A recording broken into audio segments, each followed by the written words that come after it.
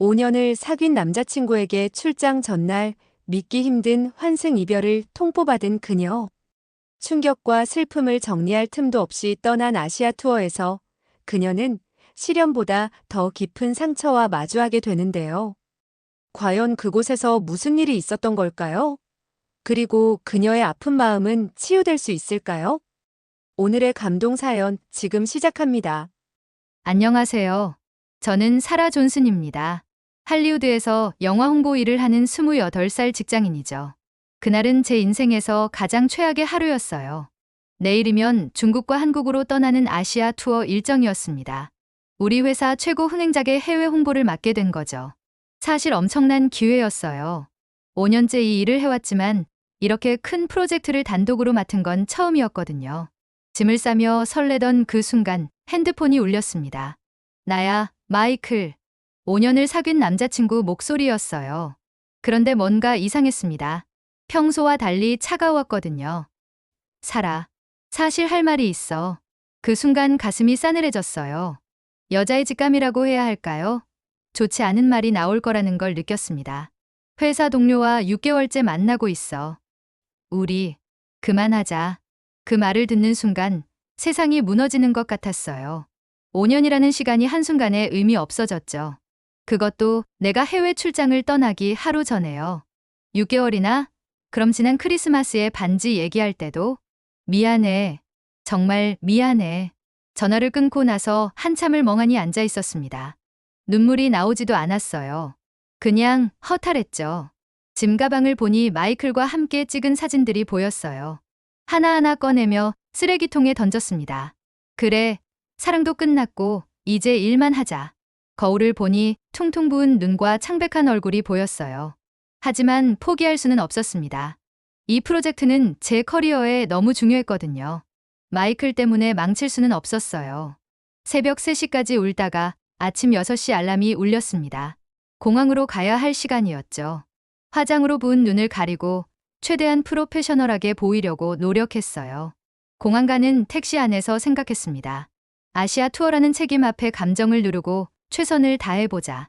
하지만 솔직히 두려웠어요. 시련의 상처를 안고 낯선 나라에서 일해야 한다는 게 막막했거든요. 그때는 몰랐습니다. 이 여행이 제게 어떤 변화를 가져다 줄지 말이에요. 15시간 비행 끝에 상하이 푸동공항에 도착했습니다. 피로에 찌든 상태였지만 프로답게 일을 해야 했어요. 이번 영화의 여주인공 에밀리 스톤과 함께 공항을 나서는 순간 완전히 다른 세상을 보았습니다. 우와악! 수백 명의 팬들이 일제히 소리를 지르며 달려들었어요. 펜스를 넘나드는 건 기본이고 핸드폰을 들이밀며 셀카를 찍으려고 하더라고요. 에밀리, 에밀리, 사진 찍어줘. 만져줘. 공항 동선이 완전히 마비됐습니다. 경호팀이 있었지만 이 인파를 막기엔 역부족이었어요. 에밀리는 얼굴이 굳어져서 아무 말도 하지 못했고요. 죄송합니다. 길을 좀 열어주세요. 제가 소리쳤지만 들리지도 않았어요.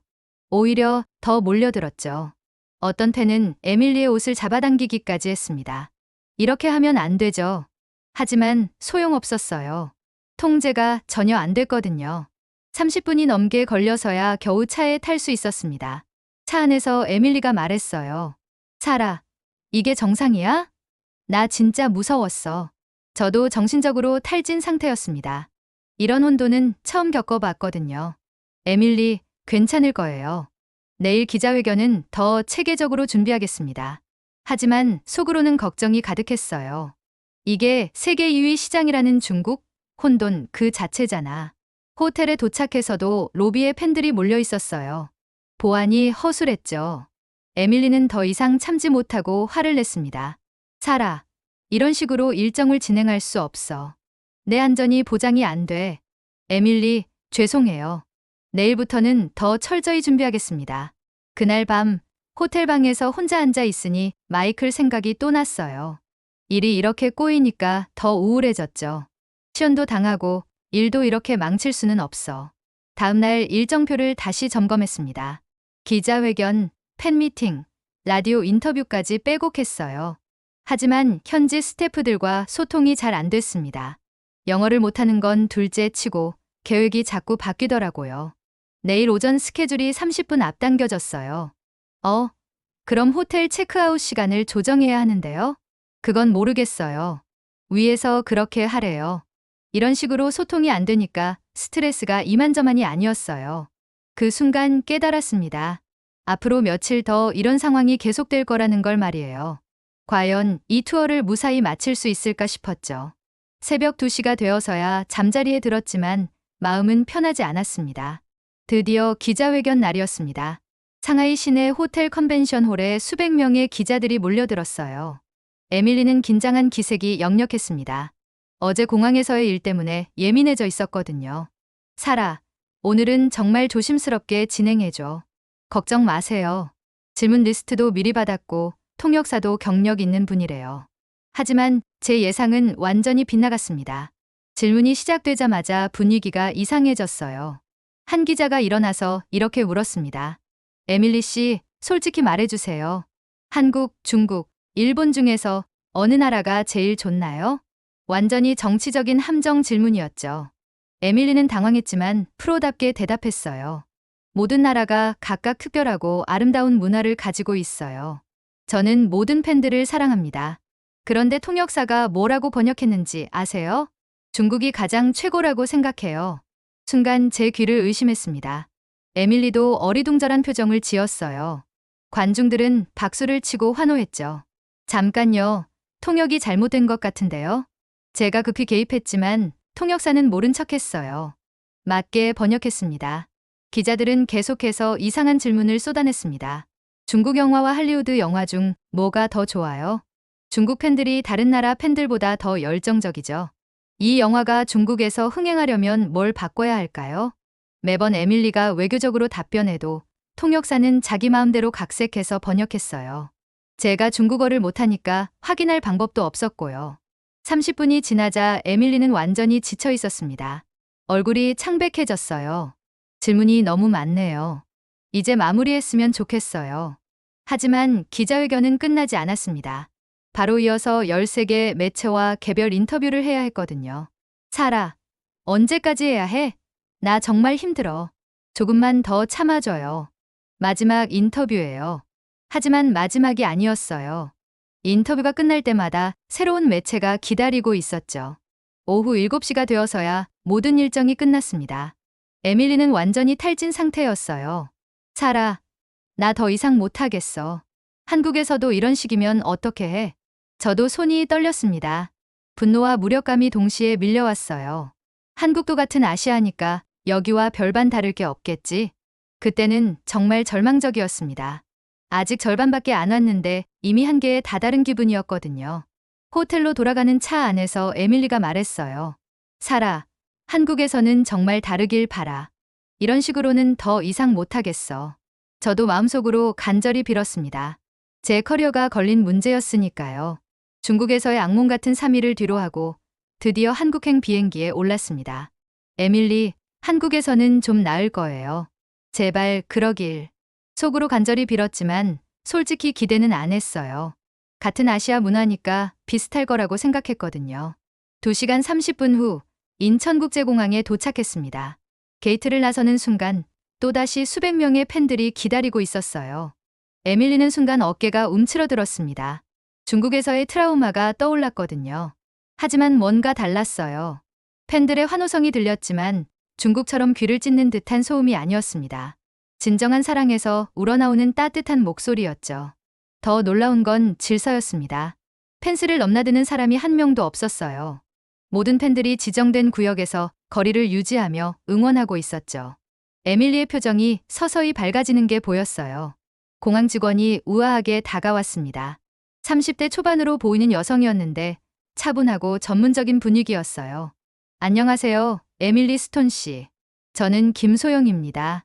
공항 VIP 에스코트 담당자예요. 유창한 영어였어요. 발음도 깔끔하고 정중했죠. 중국에서 영어로 소통하느라 고생했던 기억이 떠올랐습니다. 입국 수속을 도와드릴게요. 이쪽으로 오세요. 에밀리가 고개를 끄덕이며 따라갔어요. 제가 봐도 한결 편안해 보였죠. 수속 과정도 놀라웠습니다. 빠르고 효율적이었거든요. 직원들은 모두 친절했고 필요한 서류도 미리 준비되어 있었어요. 짐은 따로 픽업해 드릴게요. 차량이 준비되어 있습니다. 이 모든 과정이 10분도 안 걸렸어요. 중국에서는 1시간이 넘게 걸렸는데 말이죠. 공항을 나서면서 에밀리가 말했어요. 여긴 뭔가 공기가 다르네. 깔끔하고 정돈된 느낌이야. 정말 그랬어요.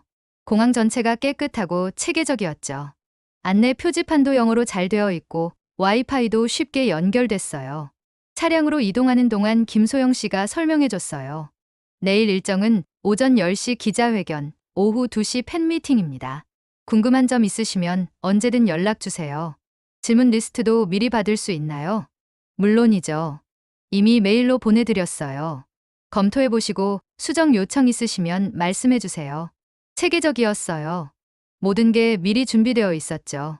서울 시내로 들어가는 길, 창밖 풍경이 눈에 들어왔어요. 고층 빌딩들이 반듯하게 서 있고 도로도 깨끗했죠. 상하이의 어수선한 거리와는 확연히 달랐습니다. 에밀리도 창밖을 바라보며 표정이 한결 밝아졌어요. 며칠 만에 처음 보는 편안한 모습이었죠. 호텔에 도착했을 때도 마찬가지였습니다. 로비는 조용했고 팬들이 몰려있지도 않았어요. 체크인도 매끄럽게 진행됐죠. 에밀리가 처음으로 미소를 지으며 고개를 끄덕였어요. 저도 속마음으로 생각했습니다. 같은 아시아인데 이렇게 다를 수가, 뭔가 희망이 보이는 것 같아. 그날 밤 처음으로 편안하게 잠들 수 있었어요. 다음날 오전 일정까지 몇 시간의 자유시간이 있었습니다. 에밀리가 한국 화장품을 구경해보고 싶다고 했어요.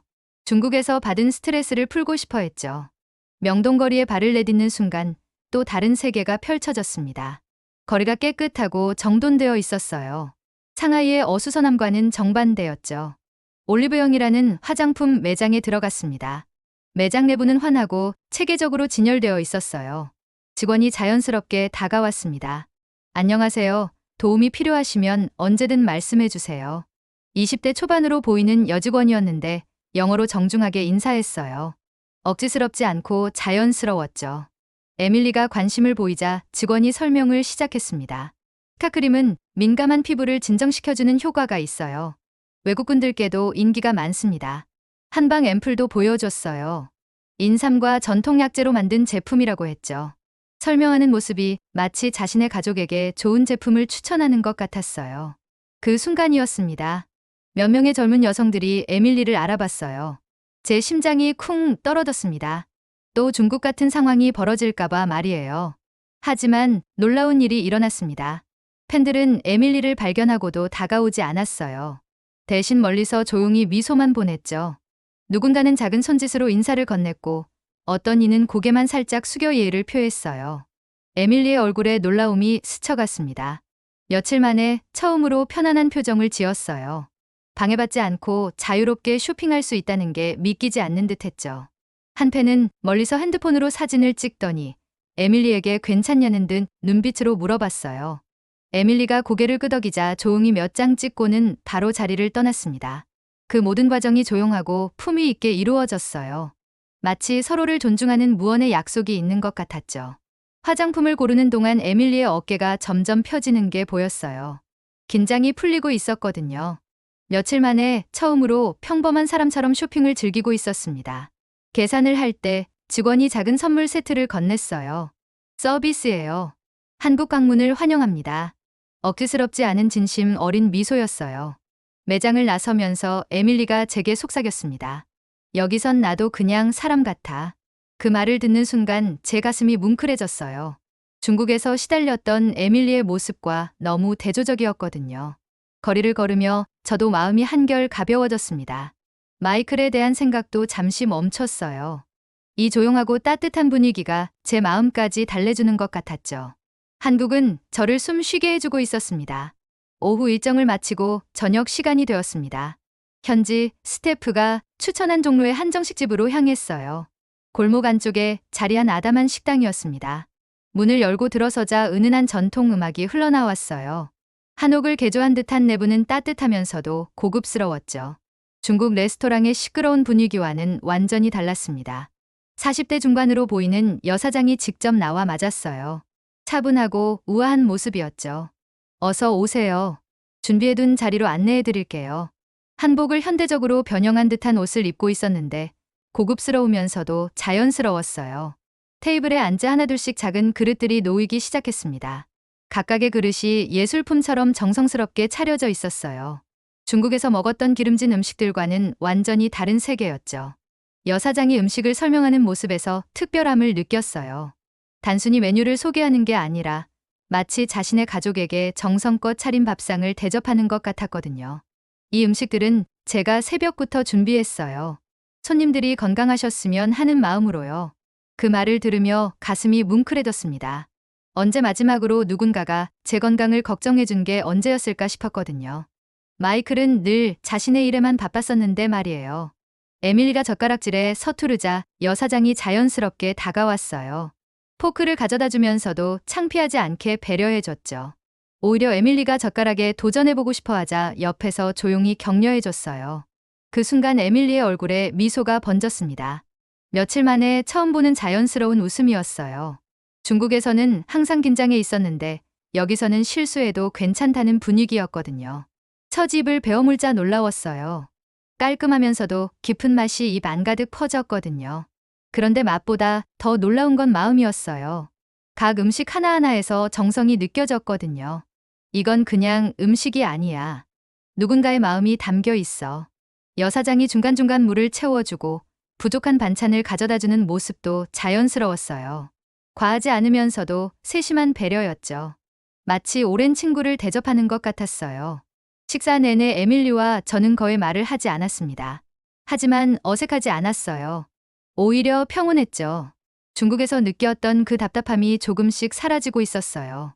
식사가 끝날 무렵 따뜻한 차 한 잔이 나왔어요. 은은한 향이 코끝을 스쳤는데 그 순간 갑자기 울컥했습니다. 언제부터인지 가슴 한 구석이 따뜻해지고 있었거든요.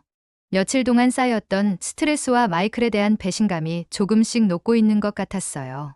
이상했어요. 음식 한 끼 먹었을 뿐인데 이렇게 마음이 편해질 수 있다니. 에밀리도 변해 있었어요. 어깨에 힘이 빠져 있고 얼굴에는 며칠 만에 처음 보는 평온함이 있었죠. 중국에서 보였던 그 경직된 모습은 온데간데 없었어요. 여사장이 마지막에 작은 포장지를 건넸습니다. 몸에 좋은 차예요. 호텔에서 드세요. 그 작은 배려가 마음을 더욱 따뜻하게 했어요. 아무것도 바라지 않는 순수한 친절이었거든요. 오늘은 마이클 생각이 안 나네. 혼자 중얼거렸어요. 이 따뜻한 분위기가 제 마음의 상처까지 어루만져주고 있었습니다. 그날 밤 처음으로 마음이 평온했습니다. 시사회 당일이 되었습니다. 며칠 동안 한국에서 받은 따뜻함 덕분에 마음이 한결 가벼워져 있었어요. 무엇보다 놀라운 건 에밀리의 변화였습니다. 사라, 어제 호텔 헬스장에서 운동했는데 아무도 몰래 사진 찍거나 그러지 않더라. 중국에서는 호텔 로비조차 자유롭게 다닐 수 없었는데 여기서는 평범한 사람처럼 뷔페에서 식사하고 수영장도 이용할 수 있었거든요.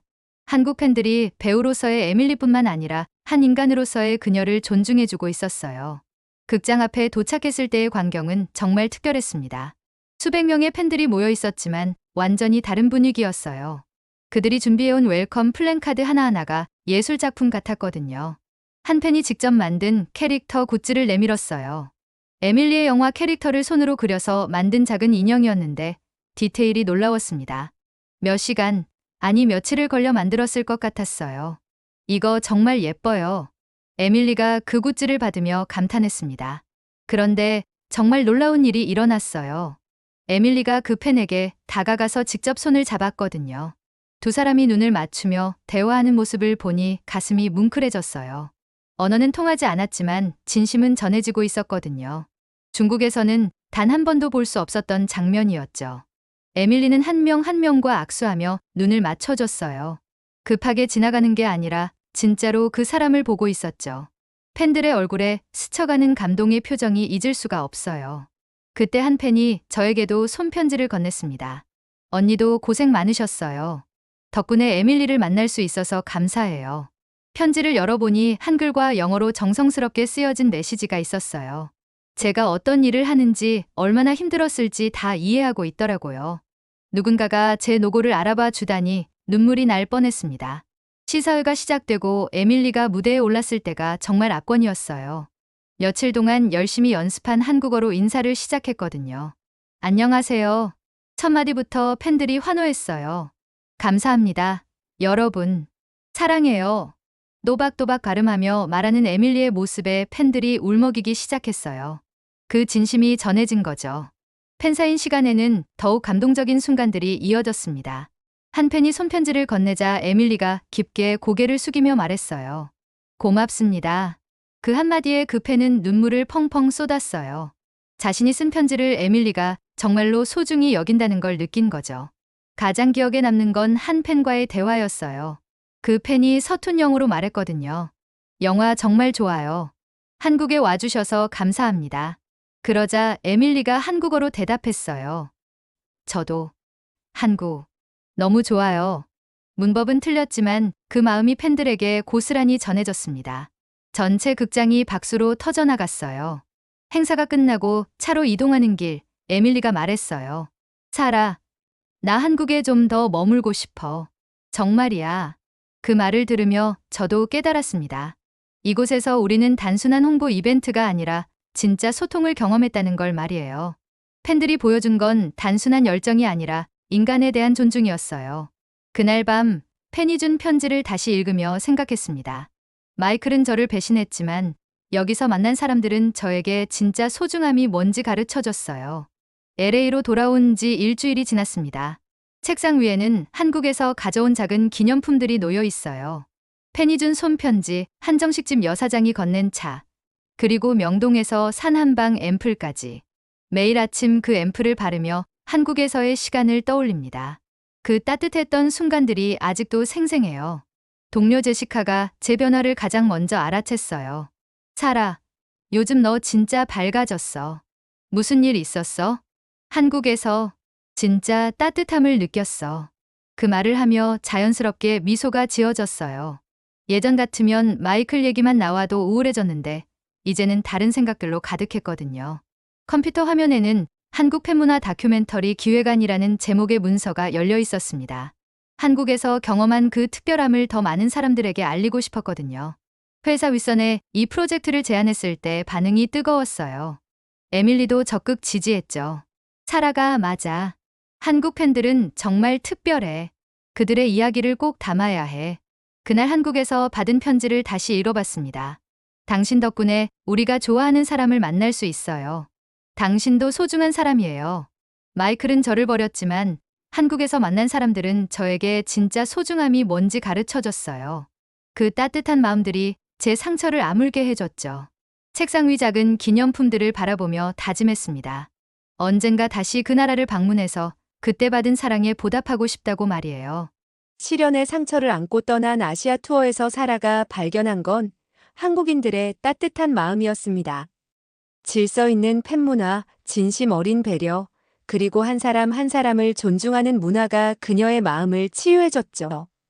진정한 사랑은 소리 지르는 게 아니라 조용히 배려하는 것, 진짜 응원은 상대방을 한 인간으로 존중하는 것임을 한국에서 배웠습니다. 여러분도 한국의 이런 따뜻한 모습을 경험해 보신 적 있나요? 댓글로 여러분의 이야기도 들려주세요. 감사합니다.